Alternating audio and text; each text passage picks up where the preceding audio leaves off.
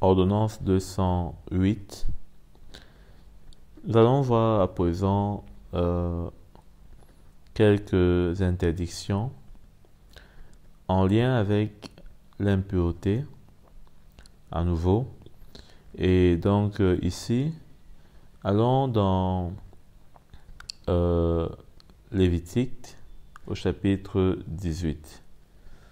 Nous avons parlé déjà de quelques impuretés dans les sessions précédentes. Et donc ici, il est question d'en voir, notamment avec celles qui sont liées à des parentés.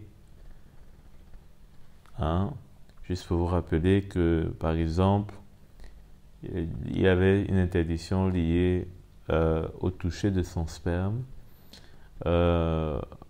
à ceux qui avaient des maladies telles que la lèpre, la blénorragie, donc également avec des moisissures, nous avons vu ça.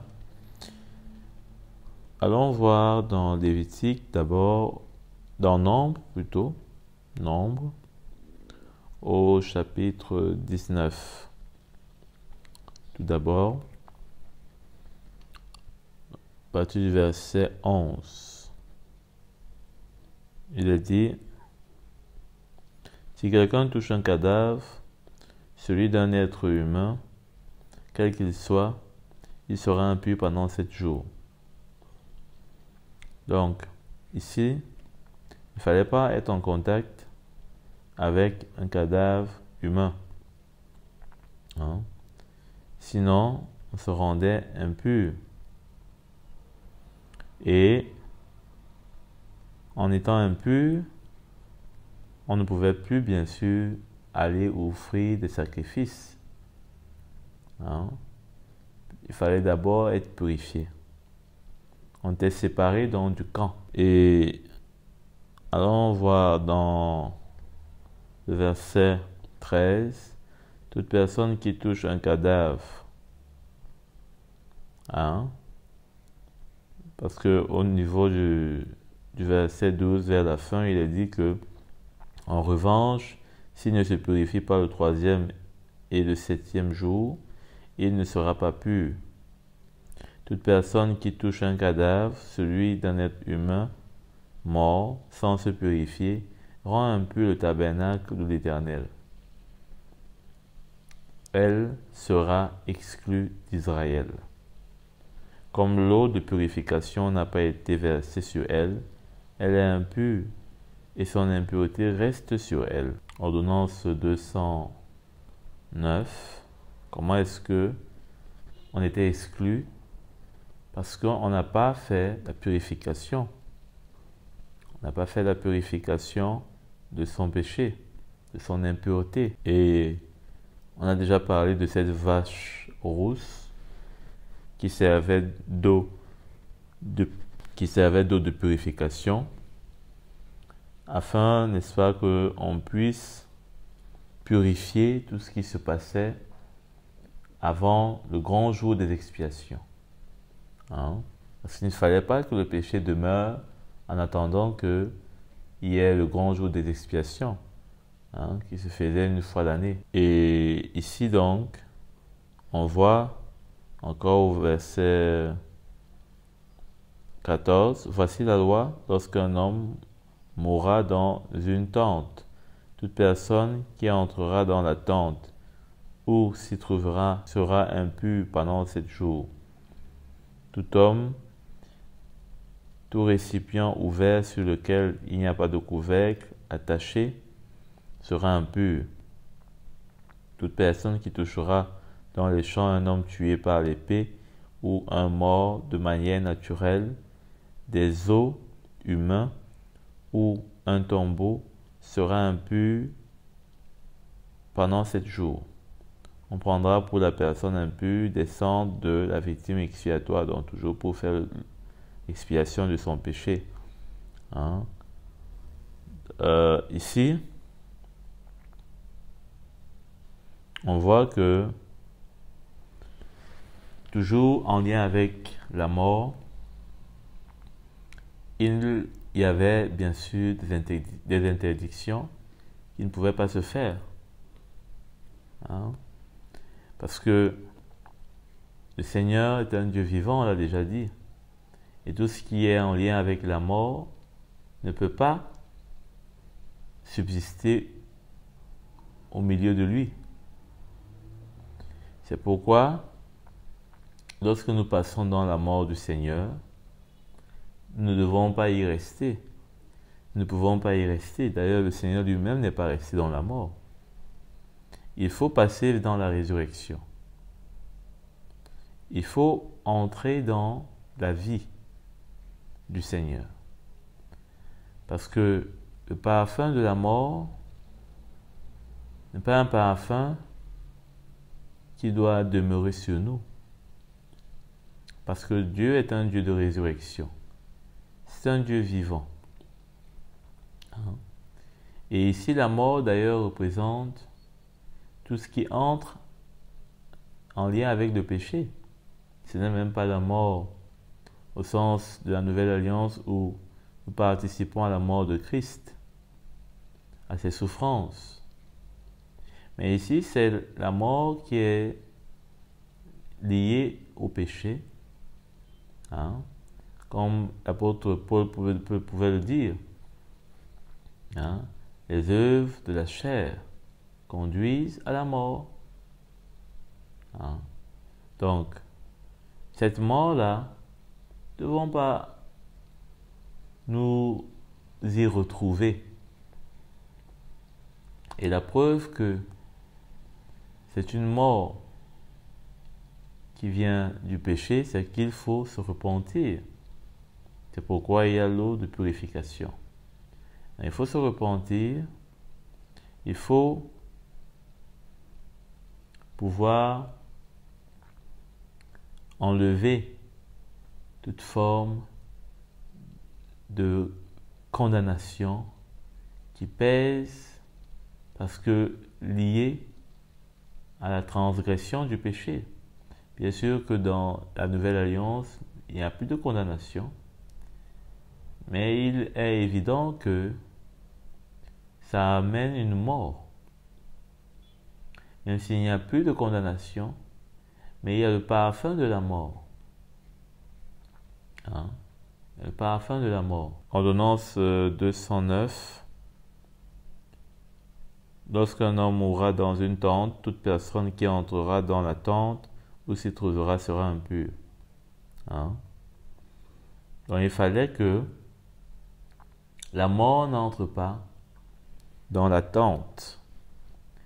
Et aujourd'hui, la mort peut entrer dans la maison du Seigneur, dans la présence où le Seigneur vient se manifester au milieu de son peuple. Elle entre comment?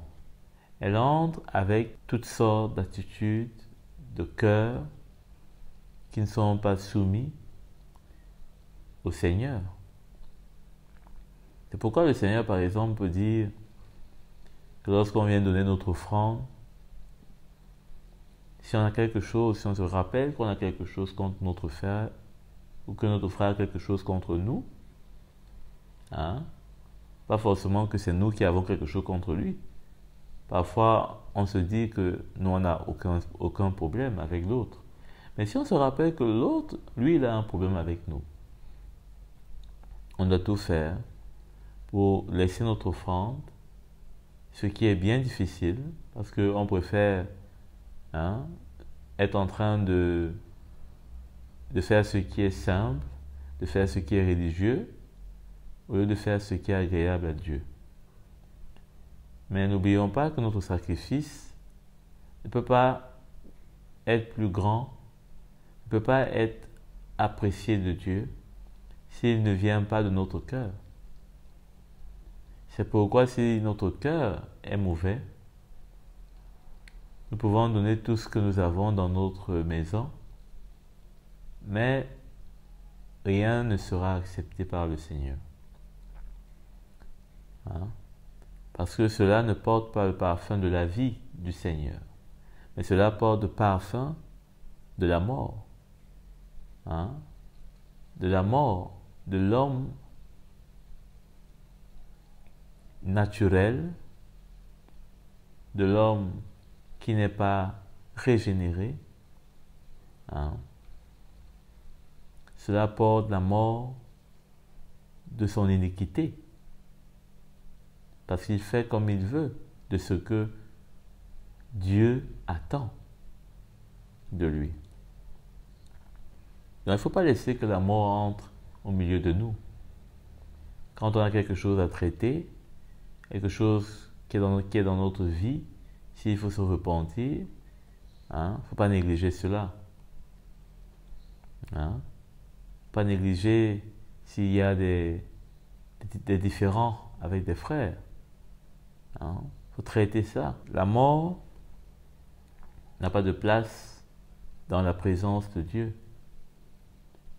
La mort qui vient de la chair, la mort qui vient des œuvres des ténèbres. Ordonnance 210. Tout récipient ouvert sur lequel il n'y a pas de couvercle attaché sera impur. Bien sûr, parce que un couvercle qui n'est pas attaché à un récipient, c'est par exemple le cas avec la poussière, l'impureté qui peut entrer dans le récipient. Et si le récipient est sale, et pourtant c'est un objet qui sert, ce récipient est corrompu. Parce que la poussière est entrée à l'intérieur. Le fait qu'il n'y ait pas de couvercle met, n'est-ce pas, celui qui va utiliser ce récipient-là en danger. Parce qu'il est sale, il n'est pas propre. C'est pour nous montrer sûrement combien il est nécessaire de se rassurer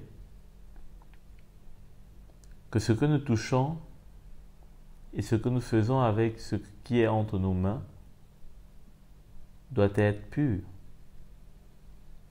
On ne peut pas apporter des offrandes, par exemple, au Seigneur et qui ne sont pas couverts par le bon parfum de notre vie, par le parfum de notre sacrifice. Ce que nous pouvons apporter, le récipient de notre cœur, qui est sale, va corrompre forcément ce que nous allons apporter. Va corrompre ce que nous allons apporter. Parce que c'est notre cœur qui est le récipient. Et si notre cœur est sale, comme une coupe qui est sale à l'intérieur, Jésus l'a dit aux pharisiens, comment il nettoie la coupe de l'extérieur. Mais c'est l'intérieur qui doit être nettoyé avant tout. Amen. Donc, ce récipient-là, devons le garder plus que toute autre chose. Devons le couvrir en obéissant à ce que le Seigneur demande, plutôt qu'en voulant faire ce que nous voulons. Ordonnance 211.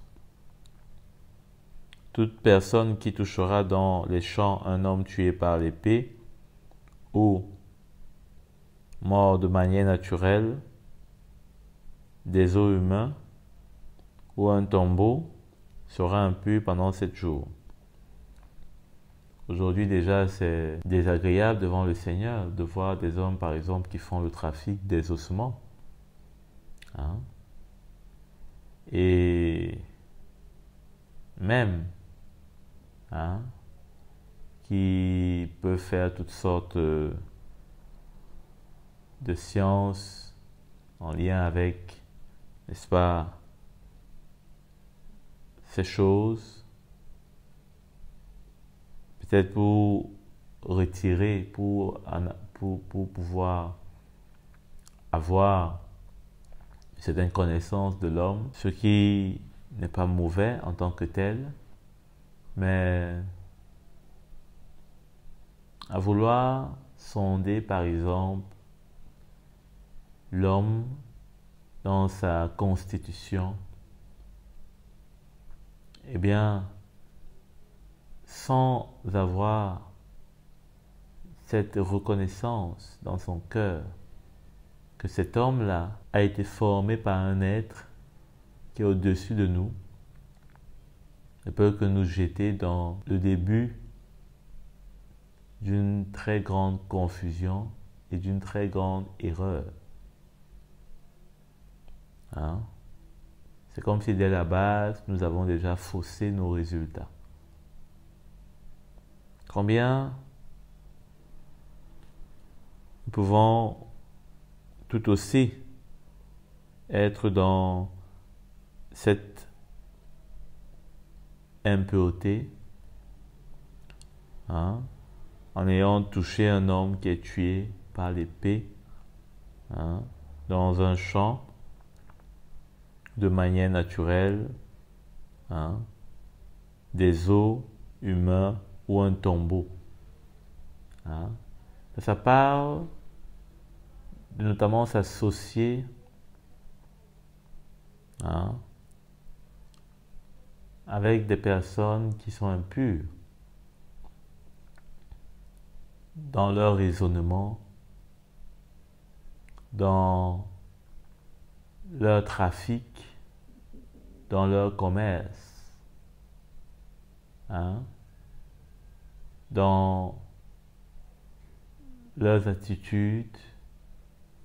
Par exemple, lorsque on s'associe avec des personnes qui sont dans la rébellion peut-être contre l'autorité, hein, on s'associe avec des personnes pour dire pareil qu'elles, hein, des choses qui ne sont pas de nature à glorifier le Seigneur. On se moque, on rit, hein, des choses qui ne plaisent pas à Dieu. On peut s'associer à des personnes pour mener des combats qui ne sont pas les combats du Seigneur, mais des combats de ce siècle et qui réveillent la chair, qui ouvrent la porte aux ténèbres. Hein? Voilà comment on peut se rendre impur. Hein? On peut se rendre impur avec des personnes qui ont été disciplinées et qui peut-être n'acceptent pas la discipline qui leur a été imposée. Et on se range dans leur camp. Elles ont peut-être tué par l'épée et elles aussi en retour, parce que celui qui tue par l'épée meurt par l'épée. Hein? Eh bien, peut-être elles subissent leur châtiment en retour, mais comment on peut s'associer avec ces personnes sans toutefois discerner ce qui les anime, hein, et se mettre à prendre leur parti, à les soutenir dans leurs allégations. Attention à tout cela, parce que d'une manière ou d'une autre, on rend notre cœur impur. On rend notre cœur impur. Parce que ce qu'on permet à ce cœur, hein, d'être en contact avec, peut soit nous rendre impurs ou soit nous rendre purs. Amen. Quand nous sommes en contact, par exemple, avec l'Évangile, cela nous rend purs. Jésus a dit à ses disciples qu'ils sont purs déjà parce qu'ils entendent l'Évangile, parce qu'ils écoutent la parole de Dieu. Oui. Et toutes les autres choses qui sont dans notre environnement, à notre proximité, et qui peuvent prendre nos sens peuvent nous rendre impurs ou purs. Hein? Il ne faut pas de beaucoup. Juste un certain sang, hein, peut nous donner de percevoir quelque chose que nous avons imaginé dans notre esprit et qui va nous rendre impurs. Hein? Juste un petit sang. Hein? Donc, voilà comment nous pouvions parler de ceci. Il faut faire l'aspersion parce qu'il est dit au verset 19, « Celui qui est pur aspergera la personne impure le 3e jour et le 7e, et il la purifiera le 7e jour. Il lavera ses vêtements, se lavera dans l'eau, et le soir il sera pur. Un homme pur qui ne se purifie pas sera exclu.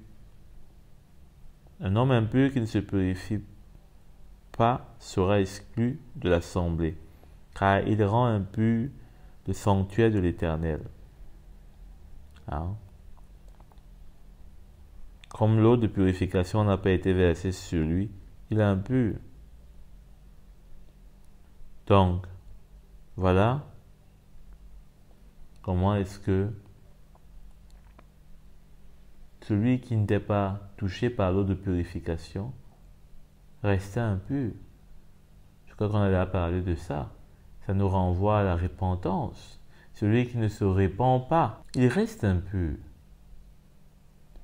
On ne va pas dire que parce que il est venu au Seigneur, il a été purifié, alors si maintenant il pêche, la purification qu'il a eue dans le Seigneur, hein, au début, est toujours là, il n'y a pas de condamnation, c'est pourquoi hein, il n'y a pas de péché, puisque si, là où il y a le péché, il y a la condamnation. Là où il y a le péché, dans la Nouvelle Alliance, il n'y a pas de condamnation. Mais il y a la mort. Mais il y a la mort. On ne peut pas s'amuser avec la mort au milieu du peuple de Dieu. Parce que le Seigneur dit que un homme impur qui ne se purifiera pas sera exclu de l'assemblée, car il rend impur le sanctuaire de l'Éternel. Il rend impur le sanctuaire de l'Éternel, la maison de Dieu, l'Église. Donc, ne pas se repentir, c'est mettre en danger les frères et sœurs dans la maison de Dieu, parce qu'on est en lien avec eux, on peut les salir, et on salit la maison de Dieu par conséquent, puisque nous-mêmes, nous sommes le temple du Saint-Esprit. Hein? Donc, on ne peut pas ne pas se purifier avec l'eau d'aspersion, c'est-à-dire avec la repentance. Hein? Et c'est en se purifiant que nous serons sanctifiés. Hein? C'est-à-dire lavés de tout ce qui est impureté dans nos vies. Le Seigneur lui-même, hein? Lui-même. Et nous avons aussi besoin de ceux qui sont purs.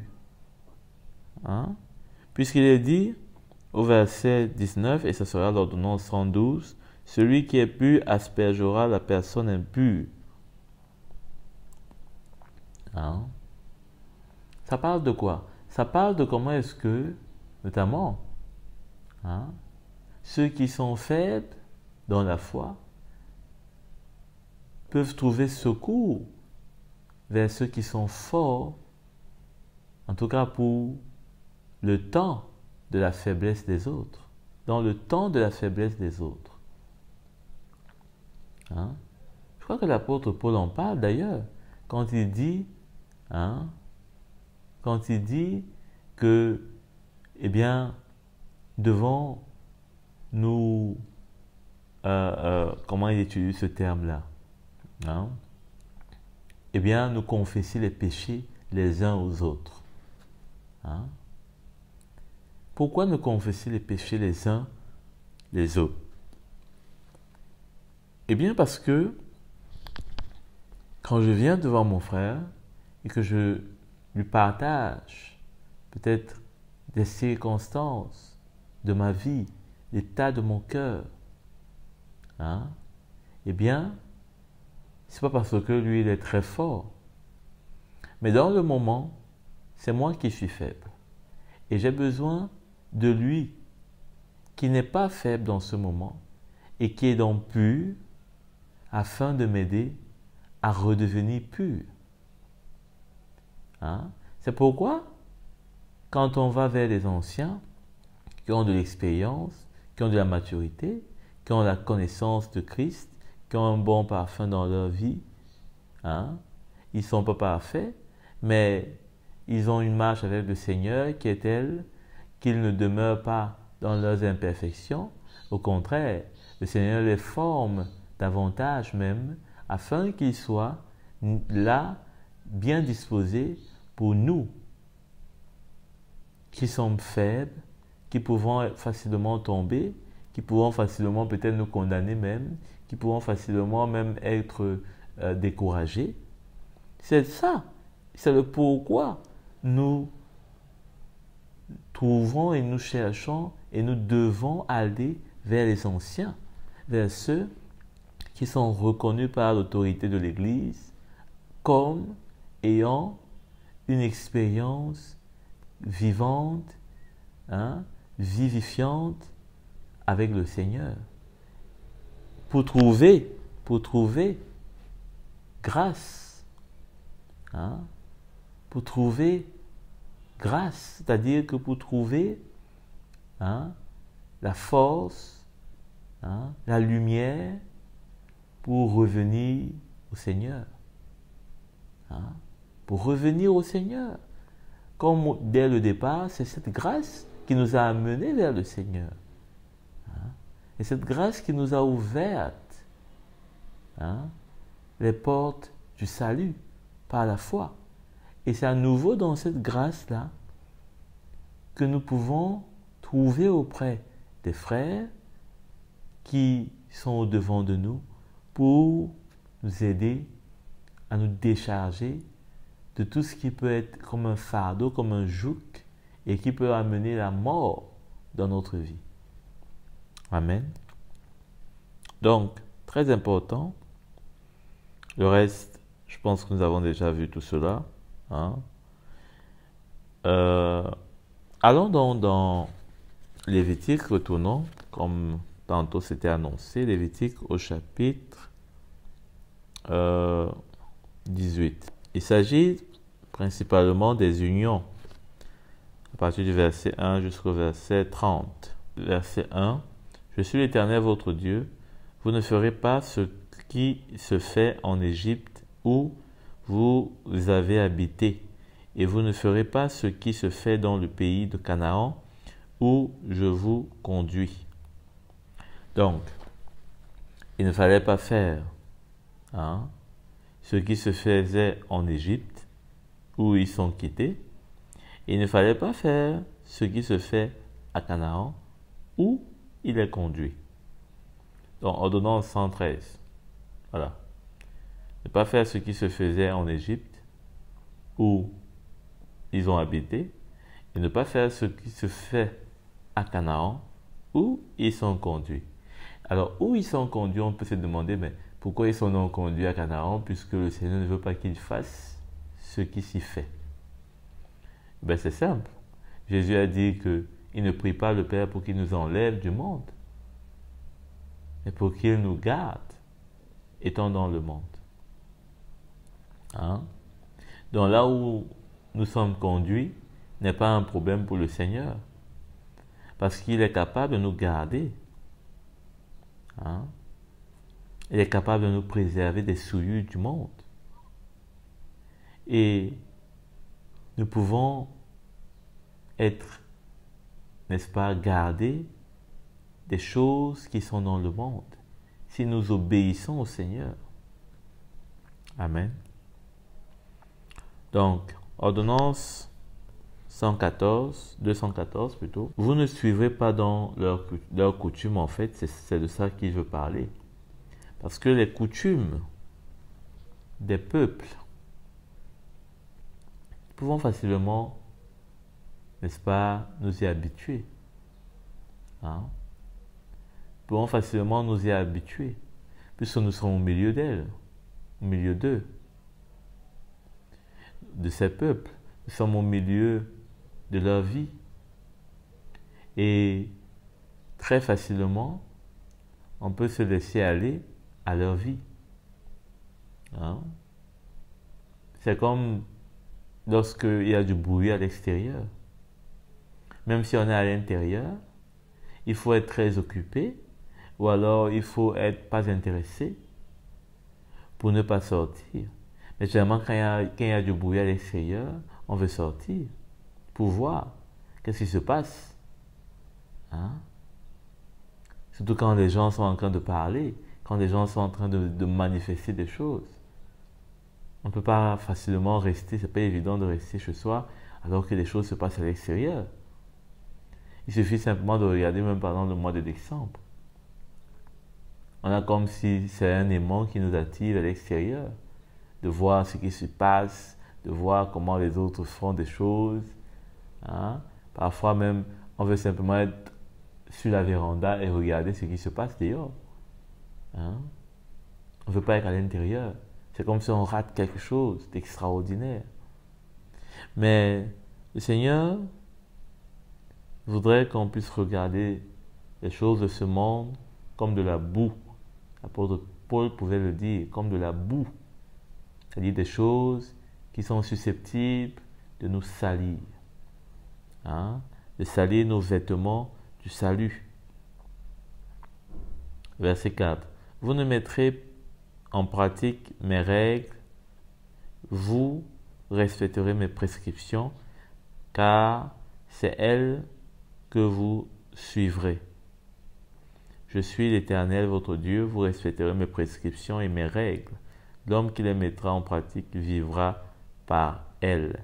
Je suis l'Éternel. Hein? L'homme qui les mettra en pratique vivra par elles.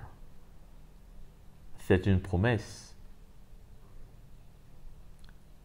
C'était une promesse.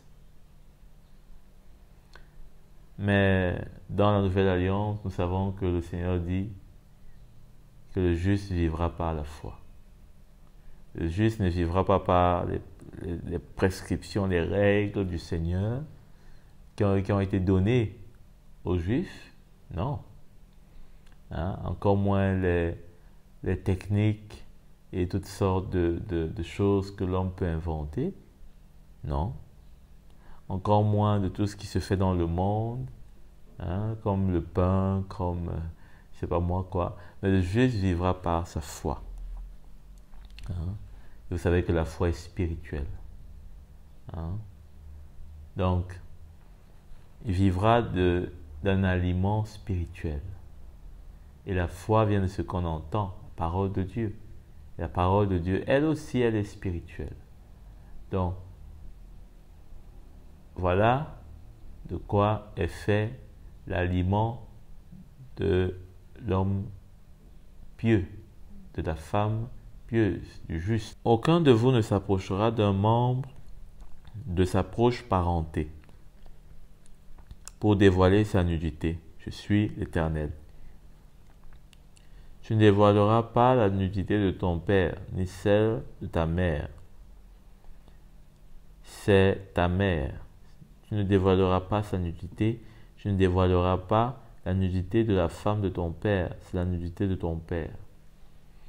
Donc, ici, il est principalement question des nudités, hein, des choses interdites, que ce soit pour des unions, que ce soit pour des actes sexuels, hein, des choses qui étaient interdites. Alors, ordonnance 215, ne pas dévoiler la nudité de sa proche parenté. Hein? Pas dévoiler la nudité de sa proche parenté.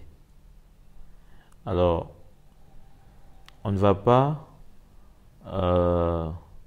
forcément aller dans le détail de tout ce qui sera dit ici, mais l'idée ici est de pouvoir comprendre en fait que des pratiques qui ici sont mentionnées sont, n'est-ce pas, la plupart des choses que non seulement on voyait en Égypte, mais qu'on peut également voir aujourd'hui. Et l'idée principale est la motivation notamment de la chair, c'est-à-dire la chair qui se laisse aller parce que, eh bien, elle en retire du plaisir et elle est prête à tout, hein, pour cela. Aujourd'hui, on entend toutes sortes de choses et qui apportent des scandales. Mais ce qui est, n'est-ce pas, au fond, c'est la chair qui est prête à satisfaire son plaisir, hein, au détriment de ce qui est droit devant Dieu. Et là, c'est clairement, ici, quand je vois, c'est l'inimitié de la chair et de ce qui doit nous conduire à savoir l'Esprit de Dieu. Hein? La chair est inimitié des choses de Dieu, hein? De la justice de Dieu en l'occurrence. Parce que lorsqu'il est dit que tu ne dévoileras pas, hein? Tu ne dévoileras pas la nudité de ton père, ni celle de ta mère, eh bien, cela nous montre combien il doit avoir non seulement une considération, hein, mais également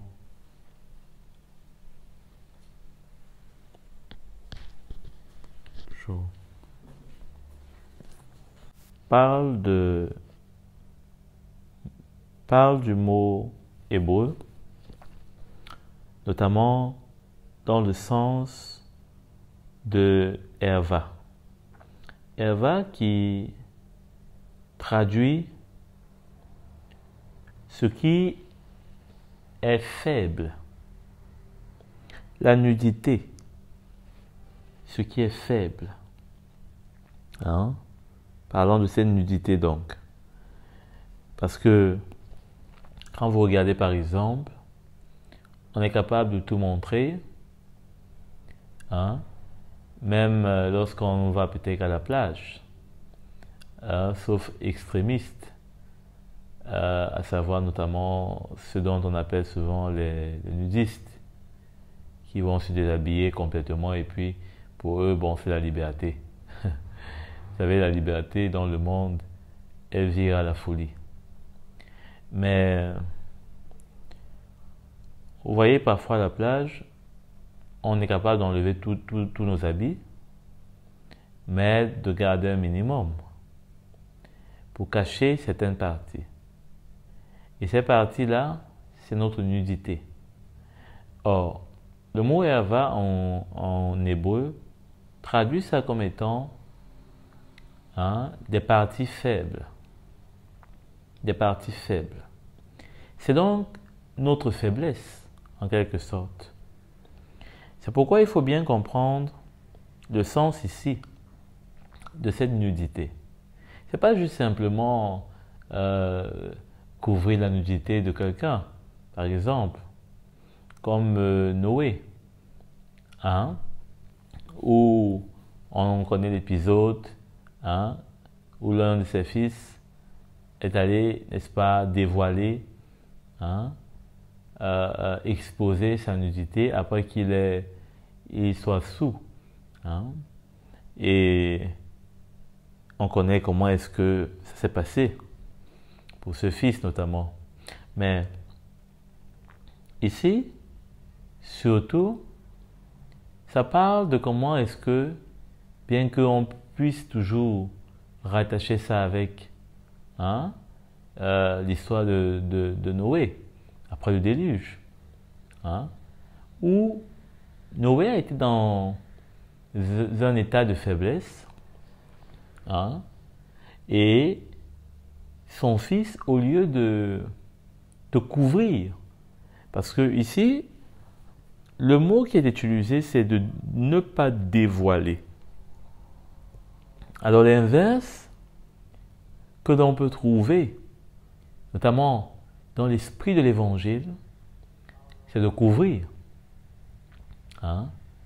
Tout comme on connaît par exemple que dans l'Ancienne Alliance, le sang des animaux couvrait juste les péchés, mais dans la Nouvelle Alliance, l'auteur des Hébreux dit que le sang de Christ a ôté les péchés. Hein? Il les a ôtés. C'est-à-dire qu'il est allé au-delà de ce que le sang des animaux faisait. Et donc, pareil ici, il n'est pas juste pour nous question, par exemple, pour les enfants, de ne pas regarder la nudité de leurs parents. Ça, c'est trop simple, ça. C'est trop basique, même dans le monde, on connaît cela. Hein? Mais ici, précisément, c'est de non pas voiler hein, les faiblesses, voiler dans le sens où on cache pour que peut-être quelqu'un ne soit pas exposé et continue de faire ce qu'il a à faire. Par exemple, de plus en plus, on parle du cas notamment des prêtres qui, notamment dans certains pays, ont commis des crimes, par exemple, hein, on peut appeler ça comme ça, en cachant, hein, en dissimulant des abus qui étaient commis sur des enfants hein, par des prêtres, hein, et donc une certaine pédophilie. Mais en fait, ici, il s'agit de voiler, si je puis dire comme ça, dans le sens où on va bien comprendre avec ce que l'apôtre Jacques, mais aussi l'apôtre Pierre hein, vont mentionner. Mais avant tout, allons d'abord dans Proverbe, avant de voir dans la Nouvelle Alliance plutôt, allons d'abord dans Proverbe, au chapitre 17, dans le verset 9. Il est écrit, « Celui qui couvre une offense, celui qui couvre, hein, celui qui couvre une offense, donc, hein, au lieu de dévoiler, hein, celui qui va plutôt couvrir, hein, une offense recherche l'amour. Celui qui la rappelle dans ses discours divise les amis. » Donc, toujours dans le même esprit, allons donc dans 1 Pierre, le chapitre plutôt 4, verset 8. Il est écrit, « Avant tout, ayez un amour ardent les uns pour les autres, car l'amour couvre une foule de péchés. » Hein? L'amour couvre une foule de péchés. Amen. Donc, quand on a cette attitude, ce n'est pas que, eh bien, on va essayer de tout couvrir, non. L'Esprit de Dieu doit, n'est-ce pas, nous convaincre, nous diriger, hein, nous donner un discernement, afin qu'on sache quoi rentre dans la catégorie des choses qu'on peut couvrir et des choses qu'on ne doit pas couvrir. Puisqu'il y a des choses qu'on ne peut pas couvrir. Par exemple, le péché, dans lequel va vivre la vie du péché, pas juste simplement quelqu'un qui est tombé dans quelque chose, mais une vie, c'est-à-dire quelque chose qui est soutenu, qui est entretenu, qui est gardé, qui est caché, qui est même peut-être argumenté, soutenu. Ça, il faut faire attention. Mais, par exemple, les faiblesses, comme on l'a tantôt dit, les faiblesses que nous pouvons avoir, eh bien, nous devons, n'est-ce pas, être sensibles à l'Esprit de Dieu pour être capables notamment de lui faire confiance. Parce que dans la vie des frères et des sœurs, l'Esprit de Dieu est là pour tout un chacun, pour le conduire. Il y a des choses que, par exemple, qui se passent dans la vie de certains frères dont on n'est pas au courant. On n'est pas au courant. Et le Seigneur seul gère cela entre lui et le frère. Mais oui. On n'est pas au courant. On n'a pas besoin d'ailleurs d'être au courant puisque nous-mêmes, on a nos propres choses à gérer. Oui. Des choses, par exemple, dans lesquelles le Seigneur veut nous rendre libres. Je peux prendre un cas comme, par exemple, un frère qui fume. C'est pas parce qu'il est un frère qu'il va arrêter de fumer automatiquement. Mais il peut, n'est-ce pas, gérer ça sans qu'on aille, c'est pas moi, peut-être dire, c'est pas moi, comment est-ce que le frère, vraiment, tu connais, le frère, il fume 10 paquets par jour, vraiment, ouh là là, non. Parce que, eh bien, nous n'avons pas besoin d'un tel commentaire. Ce n'est pas vraiment cette cigarette qui va l'amener à perdre son salut, en réalité. Et le Seigneur est fidèle, autant que chacun lui donne, n'est-ce pas, la disposition de son cœur pour pouvoir faire des miracles dans nos vies. Le Seigneur est capable de faire beaucoup de choses extraordinaires. Donc, la multitude, donc, l'amour couvre une multitude de péchés. Une multitude de péchés, eh bien, pourquoi? Parce que c'est le même amour que Christ a manifesté à la croix qui doit couler en nous. Et de la même manière que l'amour de Christ a couvert nos péchés, parce que en fait nous étions condamnables, mais au travers de son amour, notre péché a été absous, eh bien, nous aussi, ce même amour que nous avons reçu est capable de pardonner les péchés des autres. Et c'est pourquoi le légalisme est même une rébellion contre l'amour de Dieu. Parce que c'est un peu comme Jonas. Il s'est rebellé contre Dieu, ne voulant pas aller à Ninive, parce que pour lui, eh bien, Ninive ne méritait pas. Donc, finalement, il s'est montré légaliste à l'endroit même de Ninive. Et pourtant, il n'était pas meilleur. Donc, la preuve, il s'est retrouvé dans la rébellion, lui aussi, au point où il s'est trouvé dans la bouche d'un poisson pendant 3 jours.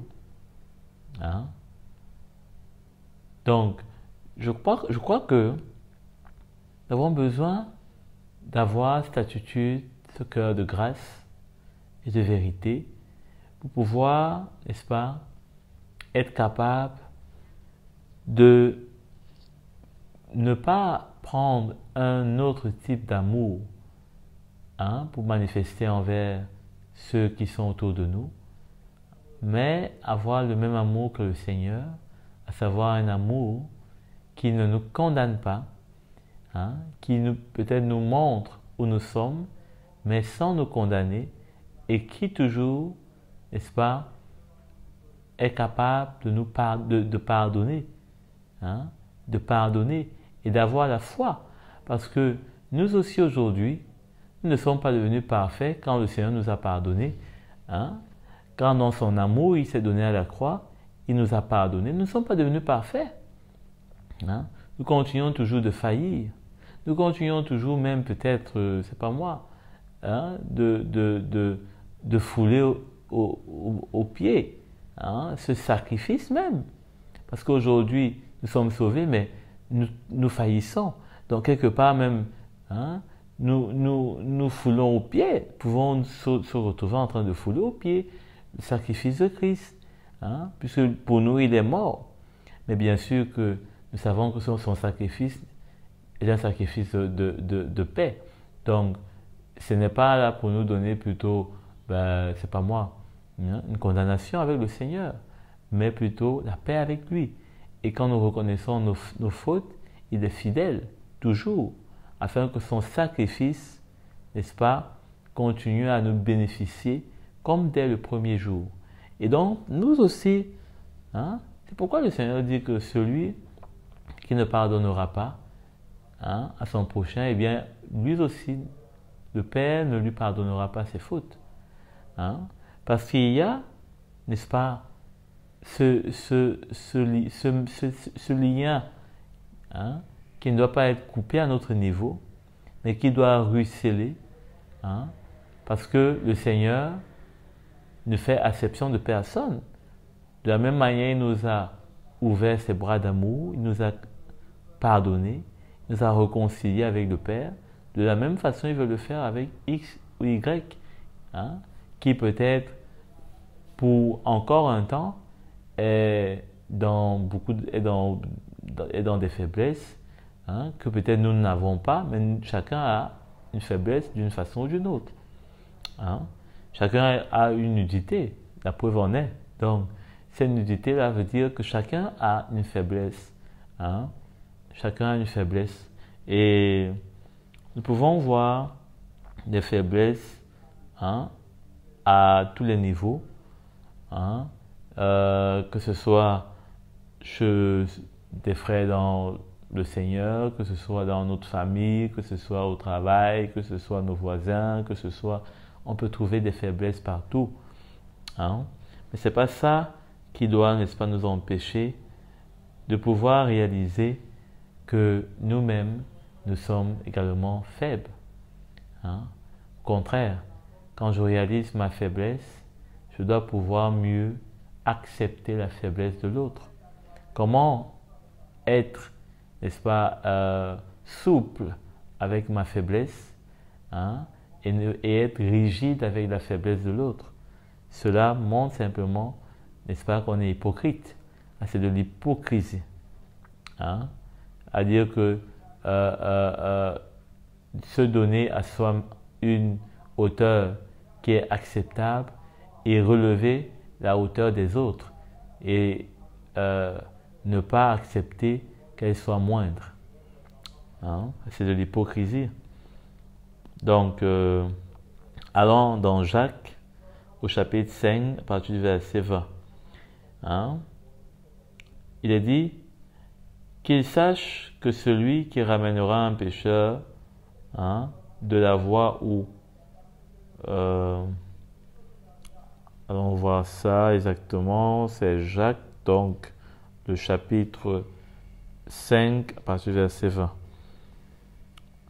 Sachez que celui qui ramènera un pécheur de la voie où il s'était égaré sauvera une âme de la mort et couvrira une foule de péchés. Toujours, n'est-ce pas, comme ce qu'on a lu dans Pierre, on dirait qu'ils se sont entendus pour écrire la même chose. Il y a une promesse. Une promesse ici, c'est que non seulement il sauvera une âme de la mort, mais en plus il couvrira une foule de péchés. il couvrira une foule de péchés. Donc, le Seigneur, n'est-ce pas, veut nous faire entrer dans la communion avec, n'est-ce pas, son œuvre. Moi, c'est ce que je vois ici. De la même façon, nous avons communié dans la foi, dans la foi par grâce à l'œuvre de la croix de Christ pour obtenir le salut, pour obtenir miséricorde. De la même façon, le Seigneur aimerait que nous puissions communier à travers les faiblesses des autres, les fautes des autres, les manquements des autres, n'est-ce pas, la souffrance, n'est-ce pas,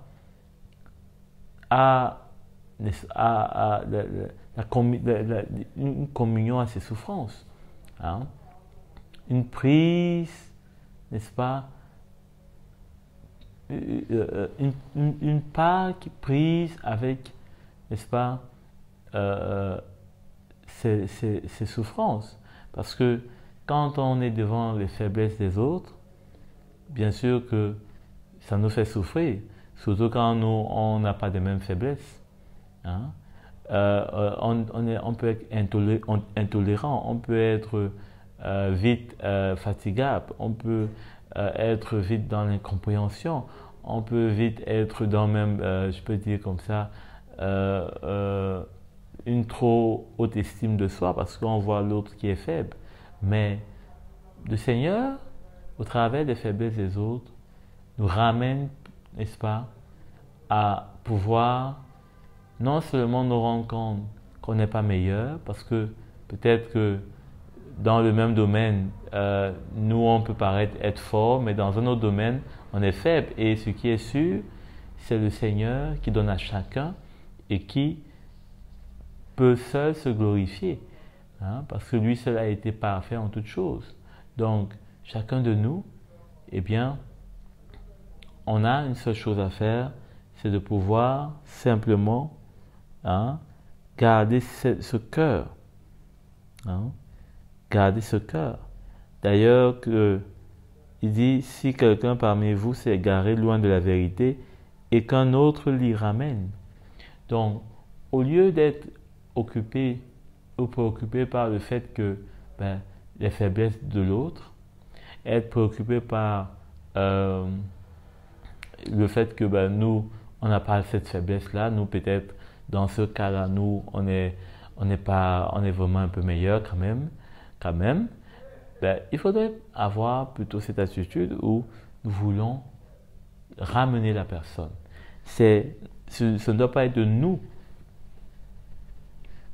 dont il doit être question, mais c'est de l'autre, de le ramener. De le ramener. Et c'est là qu'on va bénéficier de cette promesse-là qui est faite non seulement de le sauver de la mort, quelle grâce de participer à l'œuvre du Seigneur.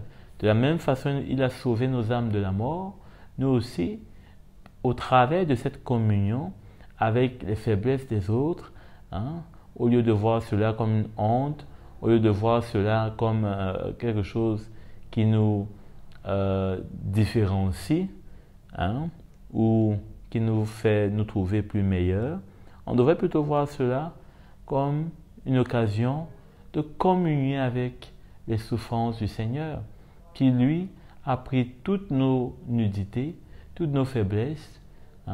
Il a été cloué dans sa chair. Quand on se rappelle des faiblesses, notamment de l'apôtre Pierre, lorsque Jésus étant sur la croix, des hommes le reconnaissent et Pierre nie connaît Jésus. Voilà des faiblesses comme ça que le Seigneur a pris, où on n'est pas fidèle, on n'est pas loyal.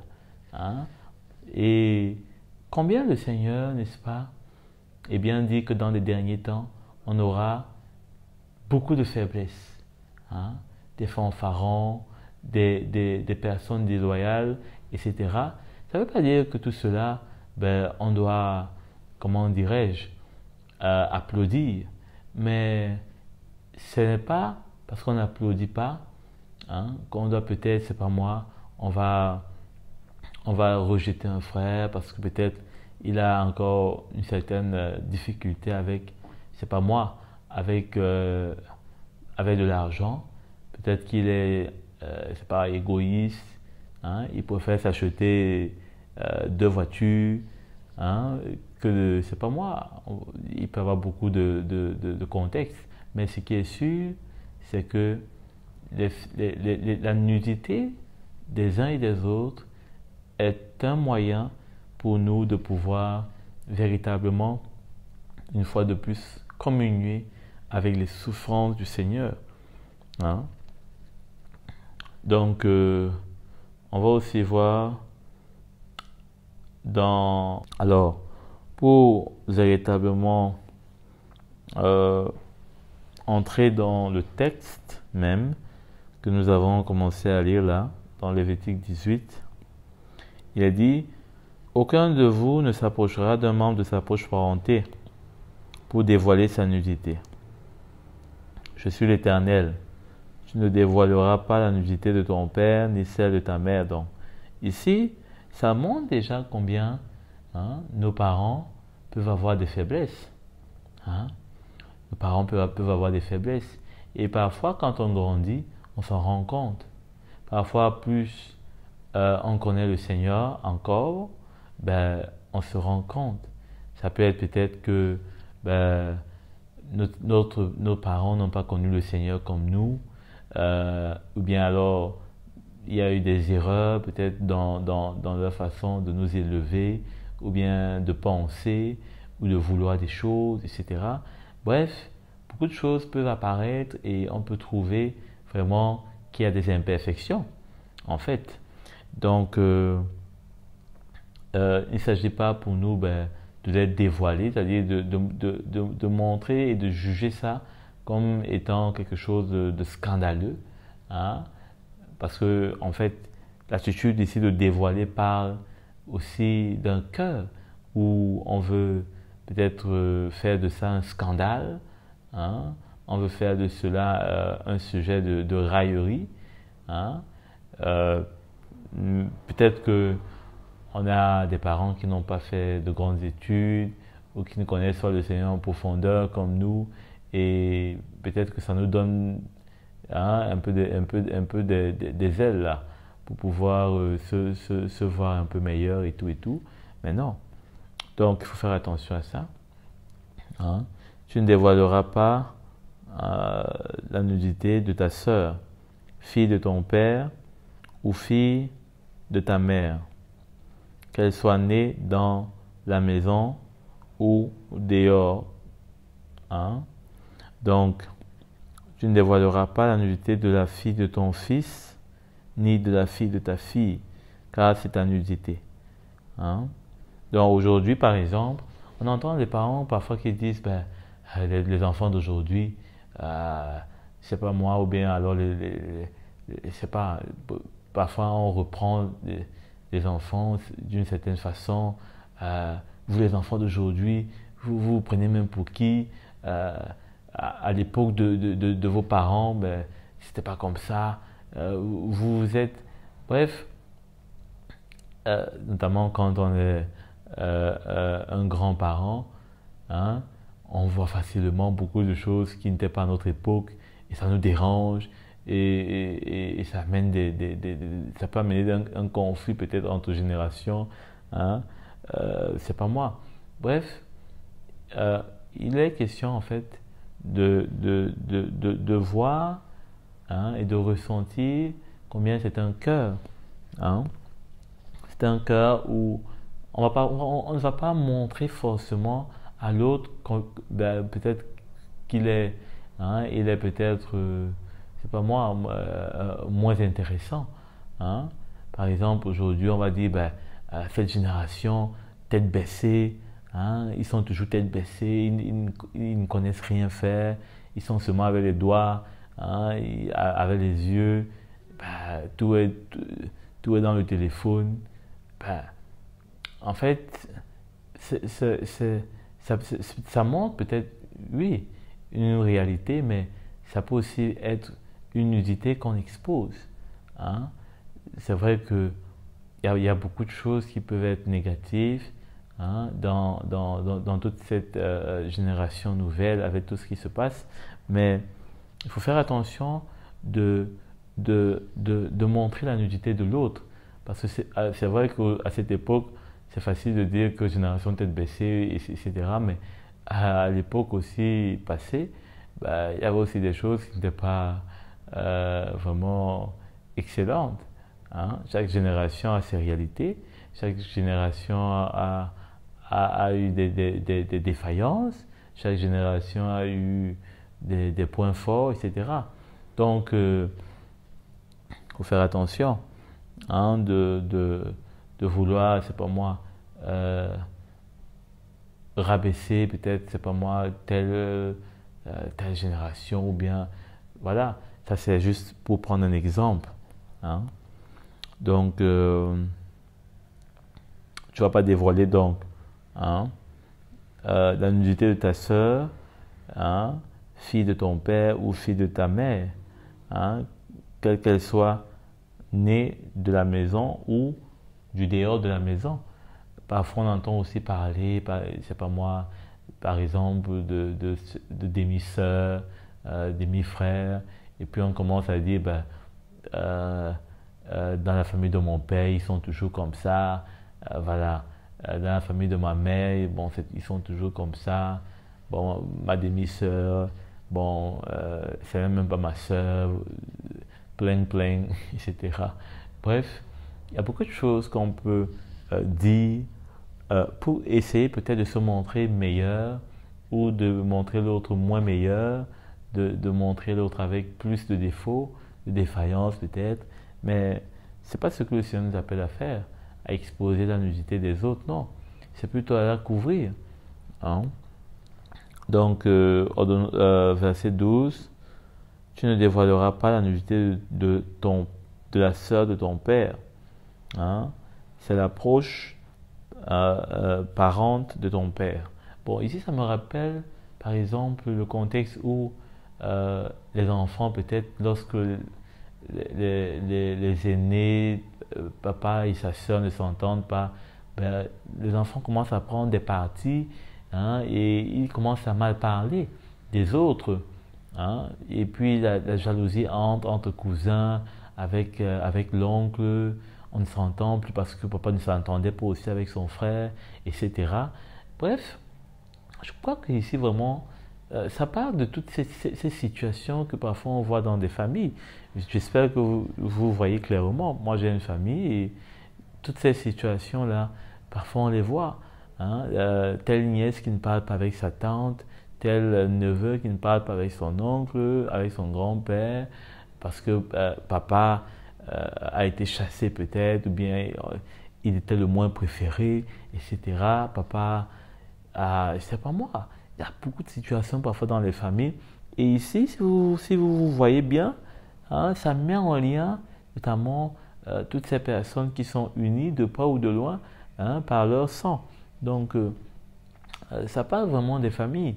Et sans vouloir entrer trop dans le détail, je crois que chacun de nous, on peut identifier ça dans nos familles, dans nos maisons. Et il faut bien voir. Il faut bien voir tout ce que le Seigneur précise. Donc, par exemple, lorsque il y a des familles où il y a la polygamie, on va dire, ça c'est ma demi-sœur, c'est la fille de papa, de sa deuxième femme, etc. Et puis, vous savez qu'il y a toujours la jalousie, il y a toujours tout ça qui entre. Et finalement, il y a comme maintenant des clivages, il y a comme maintenant des distances. Et on essaie de mettre chacun vraiment dans son pot. Voilà. Donc, tu ne dévoileras pas la nudité d'une femme et de sa fille. Donc, ça parle principalement de ceux qui ont souvent cette tendance, peut-être à les hommes, par exemple, de vouloir, je sais pas moi, comme un défi, hein, de s'approcher de la mère, de la fille. Hein. C'est pas des bonnes idées que le Seigneur veut voir. Hein. Tu n'épouseras pas non plus la fille de son fils ou celle de sa fille pour dévoiler leur nudité. Hein. Ce sont tes proches parentes. Ce serait un crime. Tu n'épouseras pas la sœur de ta femme. Hein. On voit toutes ces choses. Ce serait exciter une rivalité, hein, en dévoilant sa nudité à cause de ta femme pendant sa vie. Hein. Donc, fais attention. Hein. Par exemple, lorsque on voit dans la Bible, notamment, comment est-ce que, dans certains cas, ça s'est passé, mais bien sûr que ce n'était pas le cœur du Seigneur, notamment avec le cas de Laban, hein, Laban qui a fait un coup terrible. Hein. Et ça sont les coutumes des hommes. On ne peut pas laisser ces coutumes-là, hein, venir prendre notre vie, parce qu'effectivement, ça va nous faire entrer dans des situations qui vont nous causer des soucis inutiles. Donc, il faut sortir de là, hein, et il faut faire clairement entendre, hein, sa volonté. Donc, verset 19, tu n'approcheras pas d'une femme pendant qu'elle est impure à cause de ses règles. On a déjà vu cela, hein, pour dévoiler sa nudité. Bon, bien sûr qu'ici, c'est pour dévoiler sa nudité. Donc, tu ne coucheras pas avec la femme de ton prochain pour te rendre impur avec elle. Hein, ça, c'est l'adultère, bien sûr. Donc, verset 21, tu ne livreras aucun de tes enfants pour le sacrifice de Moloch. Hein, ça consistait souvent à faire passer, hein, les enfants sur le feu. On les faisait traverser un feu. Hein. Et tu ne dévoreras pas ainsi le nom de Dieu. Tu ne déshonoreras pas ainsi le nom de Dieu. Je suis l'Éternel. Tu ne coucheras pas avec un homme comme on couche avec une femme. C'est l'homosexualité. Hein.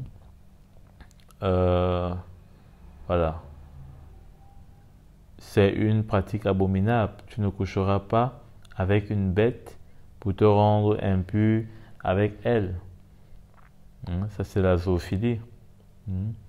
La femme non plus ne s'approchera pas d'une bête pour se prostituer à elle. C'est une pratique abominable. Alors, une mention ici que je voudrais relever, c'est qu'aujourd'hui, on voit notamment dans des films, dans des dessins animés, comment est-ce que il y a un rapprochement entre l'homme et la bête. Hein? D'ailleurs, ça a été un film, La Belle et la Bête. Il faut faire attention à ce genre de film parce que ça véhicule l'esprit contraire à l'évangile. La bête et la femme, hein, sont des choses qu'on ne peut pas comprendre. Vous voyez une bête, quand on essaie de donner une apparence humaine et masculine, et on met à côté une femme, et on vous dit la belle et la bête. Jusqu'à ce que ça sort en série, les gens regardent, ça fait beaucoup d'argent, et les gens adorent, ils font de ça des choses qui sont extraordinaires, mais qui sont des abominations. Hein? Je vous prends un autre exemple, c'est le film de Tarzan. Sûrement vous connaissez ça. Tarzan est l'approche, hein? L'approche, disons, constructive de ce qui aujourd'hui passe maintenant inaperçu. C'est-à-dire que un être humain, mais qui pratiquement est devenu animal, hein, pratiquement. Et là, c'était déjà pour commencer à pouvoir adoucir et à faciliter cette pénétration dans la conscience de l'homme, d'accepter ce rapprochement entre la bête et notamment la femme. Et on a beaucoup de films et même de dessins animés, hein, qui vont dans ce sens-là, hein, où on montre comment est-ce que un être qui est particulièrement animal et se retrouve avec un être humain et font une espèce de couple comme si c'était normal. Il faut faire très attention avec ça parce que ce n'est pas, hein, la façon de faire du Seigneur. Ça, c'est l'esprit du monde qui agit. Verset 24, ne vous rendez impurs par aucune de ces pratiques, car c'est par elles que les nations que je vais chasser devant vous se sont rendues impures. Le pays est devenu impur et j'interviendrai contre lui à cause de son péché. Il vomira ses habitants. Hein? Tout comme le Seigneur le dit ici, il viendra un temps où cette terre vomira ses habitants. Hein? Parce qu'effectivement, le péché aura abondé. Vous respecterez mes prescriptions et mes règles et vous ne commettrez aucun de ces actes abominables, ni l'Israélite, ni l'étranger en séjour parmi vous. Voilà. Donc, voilà comment est-ce que nous sommes aujourd'hui dans le sillage que le Seigneur a formé pour nous afin que nous puissions, n'est-ce pas, échapper à ce destin. En effet, toutes ces pratiques abominables, les hommes qui ont habité le pays avant vous les ont commises et le pays en est devenu impur. Que le pays n'ait pas à vous vomir parce que vous l'aurez rendu impur, comme il a vomi les nations qu'il habitait avant vous. En effet, tous ceux qui commettront l'une de ces pratiques abominables seront exclus du milieu de leur peuple. Hein? Exclus du milieu de leur peuple. Cela parle de comment est-ce que, si on se retrouve dans des choses qui sont abominables, ben, déjà que ça commence hein, à travers les attitudes où finalement on ne couvre plus le péché, hein, des autres. Et il faut oublier que quand le péché des autres n'est pas couvert par nous, le nôtre également n'est pas couvert par le Seigneur. Donc finalement, nos péchés à tous sont béants, hein, et à ciel ouvert. Et là, eh bien, la terre, hein, se gave jusqu'à en être à satiété, hein, et va maintenant devoir vomir. Et c'est nous, et le péché que nous avons répandu, qu'elle va vomir. Et là, n'est-ce pas, nous serons exclus, hein, exclus du peuple, c'est-à-dire exclus même de la promesse. Parce que là, il est dit, vous respecterez mes commandements, hein, au verset 29. Hein. En effet, tous ceux qui commettront l'une de ces pratiques abominables seront exclus du milieu de leur peuple. Hein. Nous sommes un peuple de sacrificateurs. Mais si nous nous retrouvons à faire ces choses, hein, en quoi est-ce que nous serons sacrificateurs? Sacrificateurs du péché? Non. Et donc, on risque de ne pas demeurer. C'est pourquoi quand on entend parler du salut comme un acquis définitif, alors que nous sommes encore sur cette terre, dans ce corps mortel, et qu'on on laisse prospérer comme ça l'idée d'un salut léger, hein, sans crainte du Seigneur, eh bien, on est en train de préparer des gens à s'exclure du peuple, hein, à ne pas arriver jusqu'à ce salut que j'appelle le salut de la délivrance. Donc, vous respecterez mes commandements sans pratiquer aucune de ces coutumes abominables qui se pratiquaient avant vous. Vous ne vous rendrez pas impurs. Le Seigneur répète, il le répète, il le répète, il le répète. Cela montre combien le Seigneur a en horreur l'impureté, notamment de ces pratiques, hein, qui commencent, hein, dans remarquez qu'il commence bien par le fait que on veut dévoiler et on ne veut pas couvrir la nudité des autres, et qui finit maintenant, n'est-ce pas, avec nos propres péchés que nous-mêmes nous pouvons commettre. Là, ce n'est plus question simplement de dévoiler la nudité des autres, mais maintenant, nous-mêmes nous commettons des choses. Et vous voyez, en fait, de la même façon, lorsque nous n'avons pas miséricorde pour les péchés des autres, pour nous-mêmes, il n'y a pas de miséricorde. Et donc le jugement tombe à la fois sur nous et sur les autres. Et finalement, nous-mêmes ne sommes pas sauvés, comme les autres ne sont pas sauvés. Ça ne veut pas dire que le salut des autres est entre nos mains, ou que notre salut est entre les mains des autres, si nous faisons ce que nous avons à faire. Mais ce que ça veut dire, c'est qu'il y a ce que l'apôtre Jacques appelle la loi parfaite de la liberté. Cette loi parfaite parle de comment est-ce que, eh bien, il nous sera fait selon ce que nous-mêmes nous aurons fait.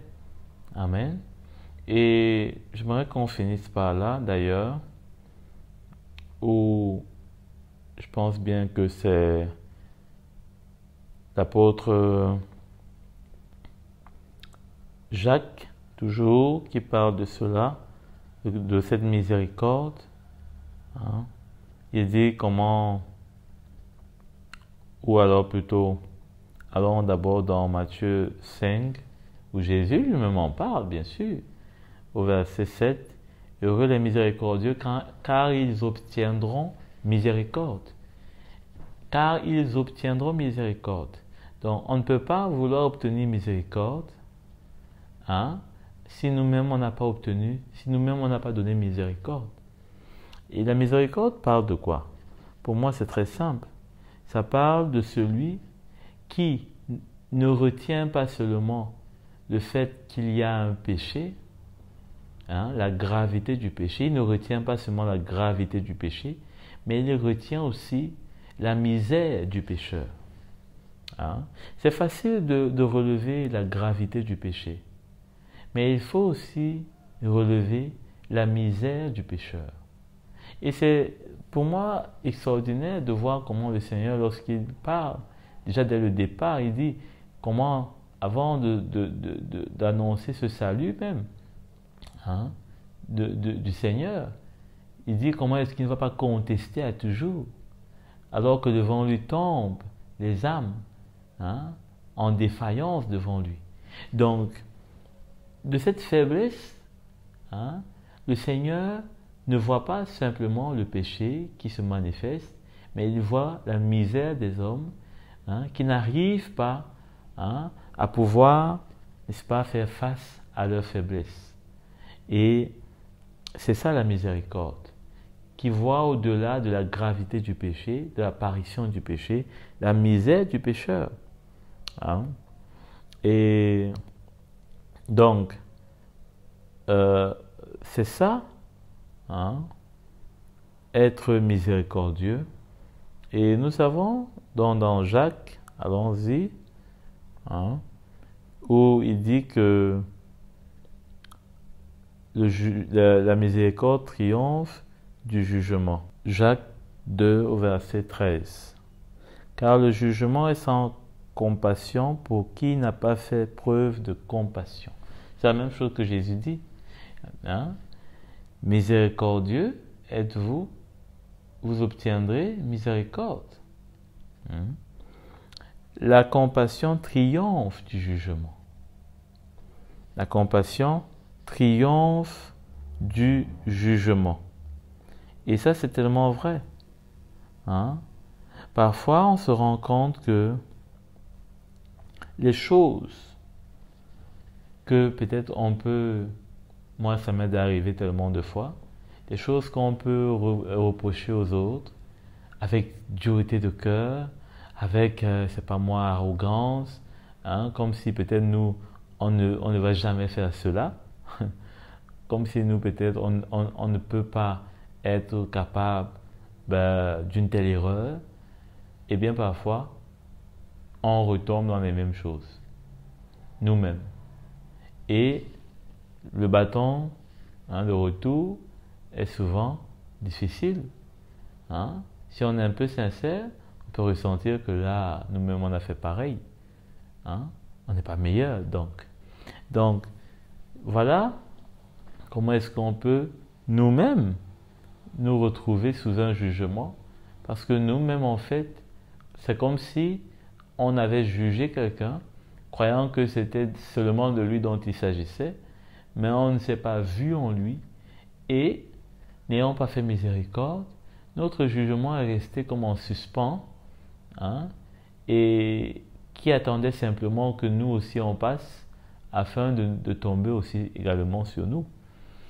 Mais celui qui fait miséricorde, eh bien, sera et aura le cœur léger lorsqu'il aura ses propres faiblesses en face, parce qu'il saura, eh bien, qu'il n'a pas été dur envers son prochain. Et même si son prochain peut être dur envers lui, mais le Seigneur lui donnera la force de faire face, parce que le Seigneur, lui, il est fidèle, même si les hommes ne sont pas fidèles. C'est pas comme si c'est une cotisation, ou si vous me cotisez la compassion, moi aussi je vous cotise la compassion. Non. Déjà, on le fait comme pour obéir au Seigneur. On le fait afin de profiter de l'œuvre du Seigneur dans notre cœur. Parce que faire compassion là où la justice doit frapper, c'est pas facile. Parfois, quand il y a l'injustice, tout ce qu'on a envie, c'est de répondre par la justice. Mais ici, le Seigneur nous apprend autre chose. C'est que la justice ne vient pas toujours résoudre l'injustice, mais la compassion, n'est-ce pas, peut venir et triompher du jugement. Triompher du jugement. C'est-à-dire que la justice qu'on pouvait appliquer avec un cœur dur, par exemple, avec rigidité, eh bien, on peut faire preuve de miséricorde. Et c'est pas que cette miséricorde-là ne sera pas la justice, mais ça sera la justice selon Dieu. Ça sera la justice qui sera venue de Dieu. Ce sera la justice qui se sera prononcée pour nous-mêmes. Amen. Ce sera la justice qui aurait été rendue comme si c'est nous-mêmes qui étions à cette place-là et à qui le Seigneur a fait grâce. Et c'est toujours merveilleux de savoir que le Seigneur nous fait grâce, qu'il nous pardonne, qu'il nous libère de tout joug.